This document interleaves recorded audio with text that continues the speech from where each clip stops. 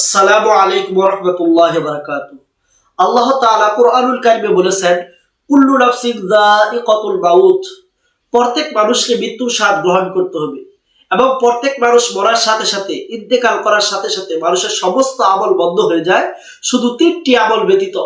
হুজুর সাল্লাল্লাহু আলাইহি ওয়াসাল্লাম হাদিস শরীফে বলেছেন, মিশকাত শরীফের 931 নম্বর হাদিসে হুজুর সাল্লাল্লাহু আলাইহি ওয়াসাল্লাম বলেছেন যে, ইদা মাতাল ইনসানু ইনকাতা আনহু ইল্লা বিন সালাসিন। মানুষ যখন মারা যায় তখন মানুষের সমস্ত আমল বন্ধ হয়ে যায় তিনটি আমল ব্যতীত। সেই তিনটি আমল কি কি আজকে আমরা এই ভিডিওতে জেনে নিব।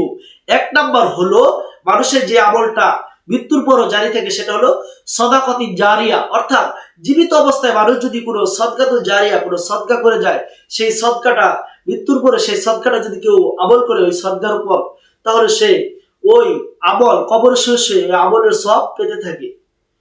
দুই নাম্বার যে জিনিসটা হলো মৃত্যুর পরে মানুষের কবরে সব পৌঁছতে থাকে, সেটা হলো ইলমে দিন, অর্থাৎ আউ ইলমিল ইকতাফাউ বিহি, এমন উপকারী ইলম যেটা সে নিজে শিক্ষা করছে, অন্যকে শিক্ষা দিয়েছে, এইভাবে সে আরেকজনকে শিক্ষা দিয়েছে।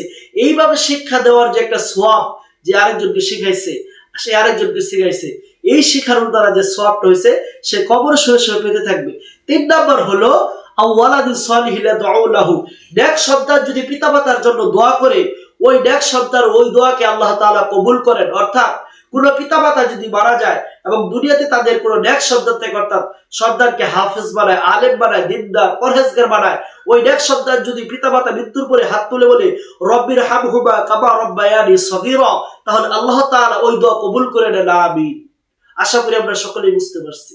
আসসালামু আলাইকুম ওয়া রাহমাতুল্লাহি ওয়া বারাকাতুহু।